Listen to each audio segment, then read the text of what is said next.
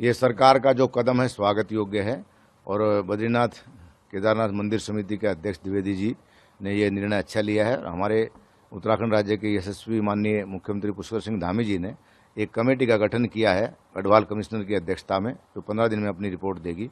जो भी सरकार के द्वारा संचालित मंदिर हैं उनमें इस प्रकार की घटनाएं घट रही लगातार। ये 4 धाम में अगर कोई घटना ऐसी घटती है तो पूरे विश्व के सनातन धर्मावलंबियों को ठेस पहुंचती है। पिछले दिनों राम मंदिर में जो कुछ हुआ है, लेकिन हमारे उत्तराखंड सरकार बहुत सजग है। माननीय मुख्यमंत्री जी ने तुरंत निर्णय लिया है। पूरा साधु समाज, अखिल भारतीय अखाड़ा परिषद इसका स्वागत करता है।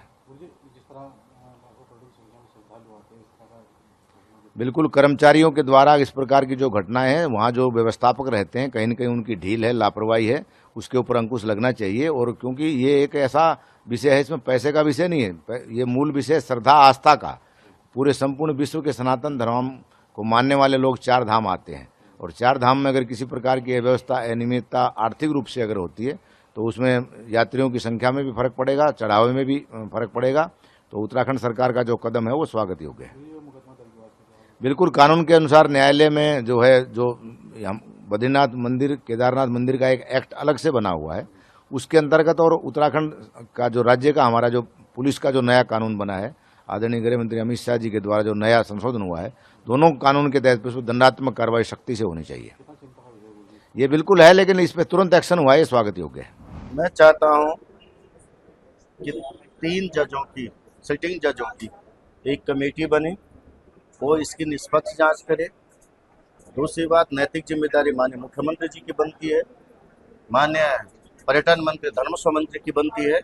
उन्हें नैतिक जिम्मेदारी लेनी चाहिए और इस सनातन जो देवभूमि है उस पे आरोप, उसके सीने पे, उसके हृदय स्थली पे आघात हुआ है। यहाँ के करोड़ों लोगों के आस्था पे कुठाराघात हुआ है, तो उनको नैतिक जिम्मेदारी लेकर अपने पदों को छोड़ देना चाहिए।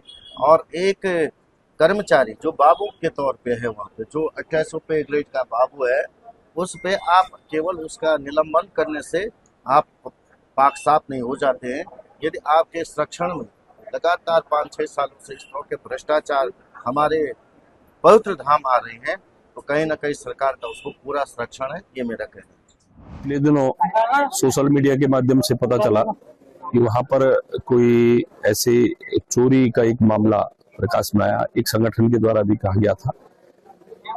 उसी रात को मेरी अपने अध्यक्ष जी से और हमारे जो बीकेटीसी के सीईओ हैं कांगड़ जी, उनसे मेरी बात हुई और उसके तुरंत बाद वहां पर एक कमेटी गठित की गई, जांच कमेटी। और उस जांच कमेटी ने जाकर वहां पर पूरे, पहले उनसे जो है पत्र मांगा गया कि आखिरकार है क्या। तो जब उनको उस पत्र पे कोई ऐसा ठीक जवाब नहीं लगा, तो उसके बाद जब पूरी जांच हुई तो उस जांच में उसको दोषी पाया गया और उसके खिलाफ जो है उसको निलंबन की प्रक्रिया की गई।